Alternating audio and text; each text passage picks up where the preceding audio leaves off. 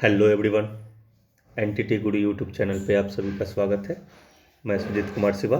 आइए आज हम चर्चा करते हैं चरित्र निर्माण के बारे में। आज हमें पढ़ना है। इसको देखिए, चरित्र निर्माण को लेकर के बातचीत है। चरित्र निर्माण में शिक्षा का योगदान बहुत बड़ा है। उसी सिलसिले में आज हम बात करेंगे। चरित्र निर्माण में व्यक्तित्व का विकास होता है। पर्सनालिटी डेवलपमेंट की बातचीत होती है। पर्सनालिटी डेवलपमेंट के को लेकर के बातचीत हमने वीडियो में किया है। अगर आप उसको देखना चाहते हैं तो इसके प्लेलिस्ट में जाकर के आप देख सकते हैं। यहाँ पे बातचीत जो है, बालक में चरित्र निर्माण जो है वो जन्म से ही प्रारंभ हो जाता है। कहने का मतलब है, आप एक कहावत सुनते होंगे कि जन्म जो निर्माण है, चाहे किसी भी सांचे में ढालने की बातचीत जो है वो, अगर वहाँ पे नवविवाहित महिला हो या कोई बालक हो, उसको जो जिस तरह के सिचुएशन में हम ढालते हैं उसी सिचुएशन में वो ढलते रहते हैं लोग।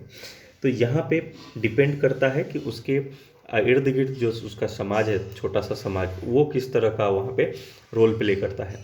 तो उसके बारे में भी हम आगे अन्य चर्चा करेंगे। इसमें किन्हीं मनोवैज्ञानिक द्वारा कहा गया है कि चरित्र की शिक्षा है ना, ईमानदारी, निरंतरता, सत्य, सहयोग आदि गुणों के विकास के लिए, जो कि व्यवहार की पूर्णता को व्यक्त करते हैं तथा जो उन मूल्यों को ग्रहण करने के लिए उसी प्रकार ली जाती है जैसे भोजन या ऑक्सीजन लेते हैं। यानी जिस तरह से हमारे शरीर को आवश्यकता होती है भोजन की, ऑक्सीजन की, उसी तरह से, यानी जिंदा रहने के लिए हमें ऑक्सीजन की आवश्यकता पड़ती है, उसी तरह से हमारे बिहेवियर को बेहतर होना, कैरेक्टर को बेहतर होना जो है वो ज़रूरी है इनके अनुसार से। ठीक है। बाल्यावस्था में जो होता है बच्चे पर माता पिता का होता है, या माता पिता के अलावा परिवार के जो अन्य सदस्य होते हैं उनका व्यक्तित्व जो होगा वो, और जो उनका चरित्र होगा वो, उसका जो है प्रभाव बच्चों में देखने को मिलता है ना। तो यहाँ पे बच्चों के सम्मुख जिस तरह का व्यवहार जो है वो प्रेजेंट किया जाएगा, है ना, बच्चा उसी को अनुकरण करता है। क्योंकि हमने शुरुआती स्टेज में हमने आपको बताया था, जिस समय हम बताना शुरू किए थे कि बाल विकास को लेकर के बातचीत किए थे, उसमें हमने बताया था कि बच्चा जो है अनुकरण करके सीखता है ना। तो वो अनुकरण करके सीखना शुरू करता है। तो बालकों को नैतिक कहानियाँ जिस तरह से सुनाई जाती है, उसके बाद कहानियों का असर बेहतर, क्योंकि कहानी का जो स्थान धीरे धीरे जो लेते चला जा रहा है, ये सिस्टम मोबाइल पे शिफ्ट किया जा रहा है, ये चीज़ें उसमें उस तरह का भावात्मक जो परिदृश्य जो है वो क्रिएट नहीं कर पाता। जो चीज़ें घर के बुजुर्ग या माता पिता इस कैरेक्टर में आते थे और तब जा कर के जो है बच्चे को कहानी सुनाते थे, है ना, जिसमें नैतिकता समाहित होती थी, है ना, फिर उसके बाद तो वो ज़्यादा प्रभावशाली होती थी। तो बच्चों के संवेग को ठीक प्रकार से प्रशिक्षित देना चाहिए।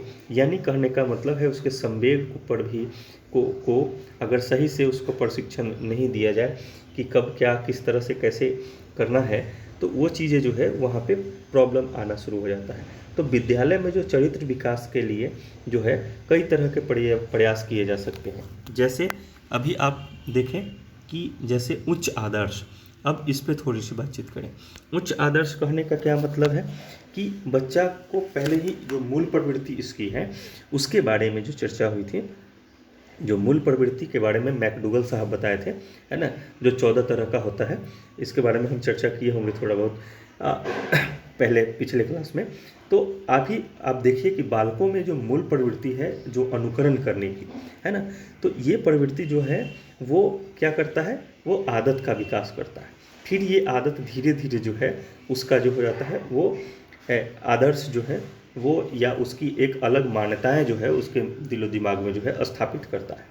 अब विद्यालय में क्या होता है कि अध्यापक का रोल है, या घर के जो माता पिता हैं या उनके अदर सदस्य हैं, वो इसमें जो होते हैं वो बराबर इसी सिलसिले में होते हैं कि एक बेहतर जो वहाँ पे कैरेक्टर जो है उनके सामने पेश किया जाए, ताकि उनका ऑल ओवर डेवलपमेंट में किसी तरह की समस्या ना हो, ठीक है ना। जिसमें एक उच्च आदर्श करने का मतलब, जो उच्च आदर्श मतलब उसके जो सोचने समझने की क्षमता जो है, उसका चरित्र जो है वो बेहतर बन सके, है ना। इस सिलसिले में भी वो जो है अपने वातावरण को बेहतर तरीके से करते हैं। आगे हम वातावरण के बारे में चर्चा करेंगे तो उसमें और भी बातचीत करेंगे। तो यहाँ अनुकरण करके सीखने की बातचीत जो है, यानी शुरू में पहले वो अनुकरण करता है, तो वो अनुकरण करने की प्रवृत्ति जो होता है, वो चीज़ें जो है धीरे धीरे उसके आदत का विकास हो जाता है, और आदत धीरे धीरे जो है वो वही आदत जो है उसके हर एक्टिविटी में आ जाता है, जो उसके मतलब आने वाले समय तक जो है वो सब चीज़ें जो है वो शाश्वत रहती है, ठीक है। उच्च आदर्श के बारे में हो गया।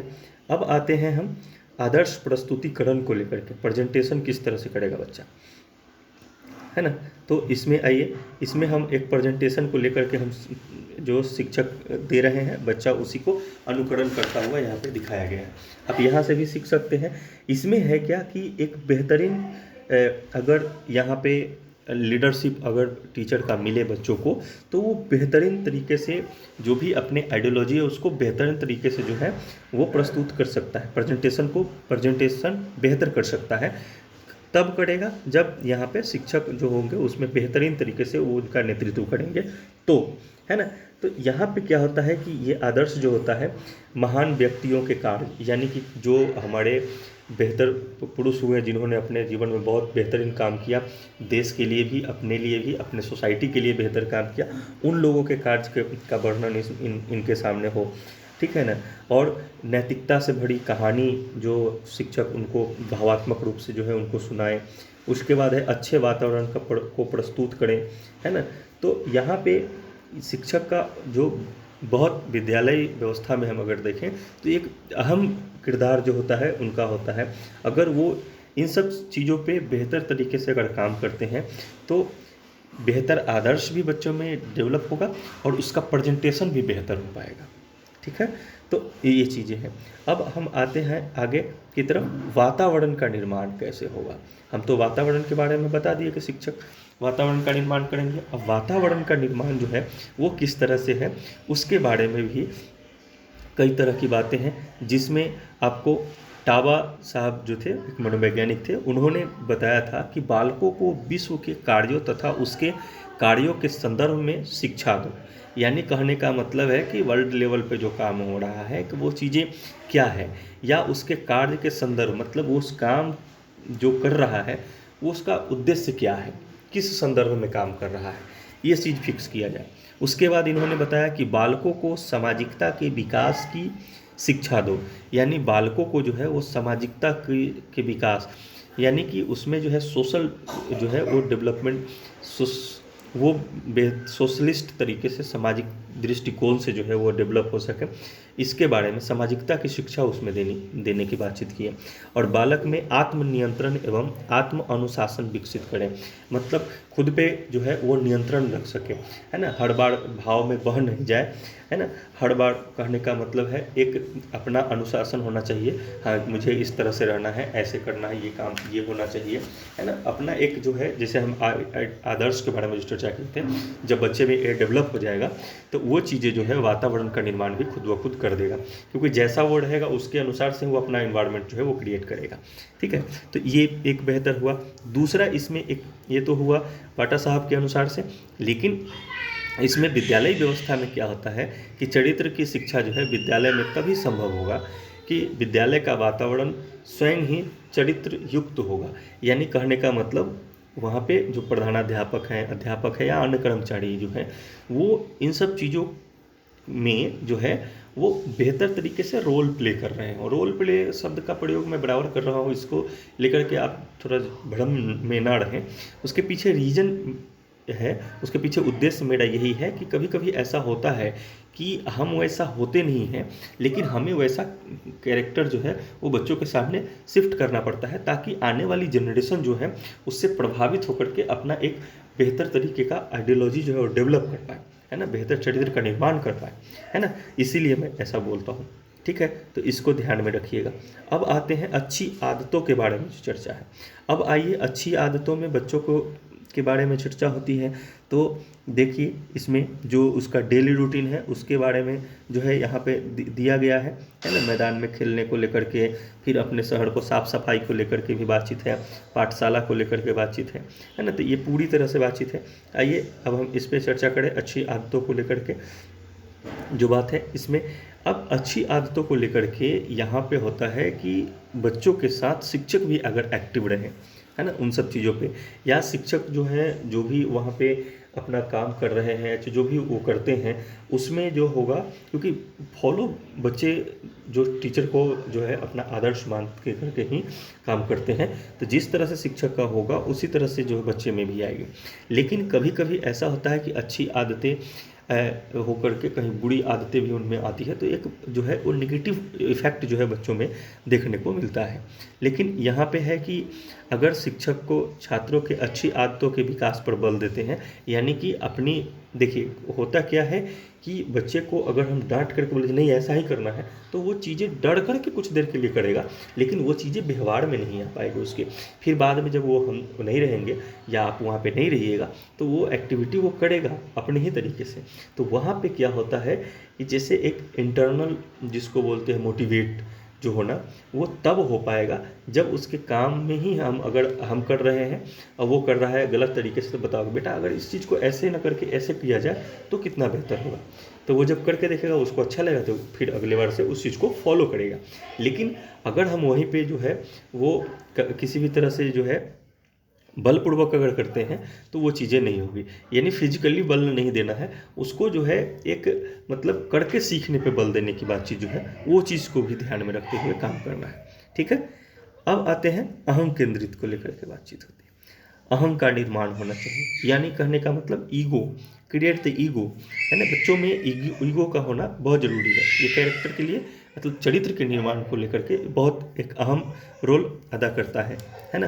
बालक का चरित्र अहम के अभाव में अविकसित रह जाता है। मतलब अगर अहम की भावना उसमें नहीं है, अहम की भावना एक निगेटिव दृष्टिकोण देता है, बट इसको पॉजिटिव सेंस में लेकर के आप इसको समझिएगा कि यहाँ पे होता क्या है कि अध्यापक को जो है बच्चों में जो है आत्म मतलब से अस्थाई भाव को लेकर के बातचीत होती है। सामाजिक समस्त आधारों को पर आधारित करने की बातचीत की जाती है। यानी अध्यापक को चाहिए कि वह अपने आत्माभिमान, है ना, स्वाभिमान जिसको बोले, के अस्थाई भाव को समाज समस्त आधारों पर विकसित करने का प्रयास करे। यानी कहने का मतलब उसका ईगो जो है उसको सेंटर करने की बातचीत की जा रही है। मतलब वो समाज के हितकारी दृष्टिकोण से समाज को बेस बनाते हुए काम करने की बातचीत की गई है। अध्यापक बालकों को स्वतंत्रता दे और विद्यालय के दायित्वों को, कार्य को भी उनको सौंपे। कुछ कुछ काम जो है उसको करने के लिए दिया जाए, है ना, ताकि वो क्योंकि उसमें होता क्या है कि हम किसी को काम सौंपते हैं, उसमें ज़रूरत से ज़्यादा हम उसको डायरेक्शन देते हैं। हमने उसको काम सौंपा तब जब हमें लगा कि वो कर सकता है, क्लियर, तो वो करेगा। उसमें कुछ त्रुटियां रह जाएगी तब हम उसको बताएंगे बेटा ये चीज़ें जो किया यहाँ पे अगर इस तरीके से करता तो और बेहतर होता, अगली बार वो चीज़ें सुधार हो जाएगा। पहले ही हम इतना न डायरेक्शन दे देते जिसके कारण वो करना भी चाहता है लेकिन वो सही करने के चक्कर में गलत कर देता है। तो यहाँ पे ये चीज़ें जो है वो बहुत बेहतर जो है चीज़ें हैं। अब आइए अहम केंद्रित को बेहतर तरीके से हम समझें। अब पुरस्कार एवं दंड को लेकर के जो बातचीत होती है इसमें देखिए एक रिवार्ड देने का जो प्रचलन है वहाँ पे होता है कि हर बात में हम लोग बोलते थैंक यू, क्या क्या, बहुत अच्छा। हर बात पे करने पर जो वो रिवार्ड जो होता है उसका वेटेज कम जाता है। तो ऐसा न करके यहाँ पे जो है वो रिवार्ड को जो है वो थोड़ा सा अलग तरीके में शिफ्ट किया जाए, है ना। जब वो बेहतर काम करे तब उसके लिए गुड, फिर बेटर, बेस्ट, ये सब चीज़ों का जो उपयोग करते हैं। हर बात में उसको वाह, शाबाश, थैंक यू, बहुत अच्छा किया, ये चीज़ें जो होती हैं इस वर्ड का महत्व कम जाता है, वेटेज कम जाता है बच्चों की नज़रों में। तो वो चीज़ें जो है पुरस्कार को कब देना है, ये चीज़ें हो गई। दंड को लेकर के बात है, पनिशमेंट को लेकर के, तो पनिशमेंट जो है फिजिकली ना होकर के, है ना, जो उसको उसी के द्वारा जो किया गया जो भी काम है उससे प्रेरणा देते हुए उसको देने की बातचीत की गई है। इसमें वाटा साहब बताते हैं, हैविंग हर्बर्ट हर्बाटा ने पुरस्कार और दंड, अचेतन चिंतन आदि को चरित्र निर्माण के लिए आवश्यक समझा है। मतलब इनका मानना है कि पुरस्कार देना, दंड देना या अचेतन और चेतन और चिंतन। अचेतन किसको बोलते हैं, इसको ज़रा थोड़ा सा समझ लेते हैं। देखिए, अचेतन कहने का मतलब क्या है, उस चीज़ को समझिएगा ज़रा, है ना। जब पानी में बर्फ़ को अगर हम डालिएगा तो ये बहुत कम भाग जो है ऊपर रहता है, इसको बोलते हैं हम चेतन, और जो नीचे वाला भाग है उसको बोलते हैं अचेतन। ठीक, तो चेतन कहने का मतलब है कि जैसे हम अभी बता रहे हैं आपको, पढ़ा रहे हैं, समझा रहे हैं आपको, तो ये चीज़ें जो है आपके दिमाग में भी करंट चल रही है, तो ये चेतन मन में हुआ। इससे पहले जो भी चीज़ पढ़े हैं वो सब जो है अचेतन मन में चला गया, इसको ध्यान रखिएगा। अचेतन चेतन क्या है, इसको ध्यान रखें। उसके बाद चिंतन आदि को जो है चरित्र निर्माण के लिए आवश्यक समझा है। उसके बाद है चरित्र निर्माण में भय, चिंतन, पुरस्कार, अनुकरण की परिस्थितियों का महत्वपूर्ण योग रहता है। ये परिस्थितियाँ चरित्र को विकसित करती है। यानी इनका मानना था कि जो अनुकरण करने की प्रवृत्ति है, पुरस्कार जो दिया जाता है वो, और चिंतन करने का है, और एक डर भी होना चाहिए। डर इस सेंस में, ताकि ऐसा नहीं हो कि अब डर करके वो उस डर की बातचीत नहीं हो। मतलब एक कहने का मतलब ये है कि शिक्षक के सामने किस तरह से प्रेजेंट होना है, इन सब चीज़ों को लेकर के जो है उसमें ये चीज़ें जो है वो पैदा करने की ज़रूरत है, ताकि वो उसका चरित्र जो है वो बेहतर तरीके से निर्माण हो सके। वो कभी प्रेजेंट हो किसी के सामने में, चाहे कभी कुछ बोले, है ना, कभी जाए, तो वहाँ भाव से ही पता चल जाता है कि बच्चे में किस तरह की एक्टिविटी है, क्या है, नहीं है, उसका चरित्र कैसा है। ये तमाम चीज़ें जो हैं वो सामने आने लगती हैं। तो हम उस पर अगर बेहतर तरीके से काम करें तो बेहतर हो सकता है। एक चीज़ें, उसके बाद एक बात और कही गई है, जैसे देखिए इसमें, अब आइए इन्होंने जिन बातों पर गौर किया उसको देखिए। यहाँ पे लिखा हुआ है पुरस्कार एवं दंड द्वारा, अचेतन अनुकरण द्वारा, अचेतन क्या होता है हमने अभी बताया, और विमर्श चिंतन द्वारा, है ना। कहने का मतलब तार्किक चिंतन कर सके, क्या सही है क्या गलत है। वो अब आप सोचिएगा कि उतना छोटा एज में बच्चा कैसे समझ पाएगा, उसको समझने की ज़रूरत नहीं है, गाइडर उसको डिसाइड करेंगे कि क्या है नहीं है। फिर बच्चा जब अपने परिवेश में जब जाता है, विद्यालय परिवेश में जब जाता है, वहाँ पे कई तरह के बच्चे आते हैं, वहाँ पे ये चीज़ कर पाता है कि आखिरकार क्या सही है क्या गलत है, सर क्या बता रहे हैं और हम जो अपने ही पीयर ग्रुप में देख रहे हैं वो क्या है। तो यहाँ पे करने के बाद जो उसका जो डेवलप होता है, जब वो उसका चरित्र निर्माण जो बेहतर होता है, वो फिर जो है वो बताने समझाने से भी बेहतर होता है, इंटरनल मोटिवेट हो पाता है। ठीक है, तो ये चीज़ें हैं। अब अगला देखिए कि अस्थाई संवेग को लेकर के बातचीत हो रही है। इसमें ज़रा देखिएगा कि अस्थाई संवेग को लेकर के बातचीत है। इसमें भी सैडर के अनुसार से जो है अस्थाई भाव किसी वस्तु पर केंद्रित संवेगात्मक प्रवृत्तियों का एक सुव्यवस्थित समष्टि है। यानी कहने का मतलब है कि जो अस्थाई भाव है, जो भाव फिक्स हो चुका है, भाव के बारे में हमने कई बार चर्चा किया कि क्या है भाव, किस तरह का है।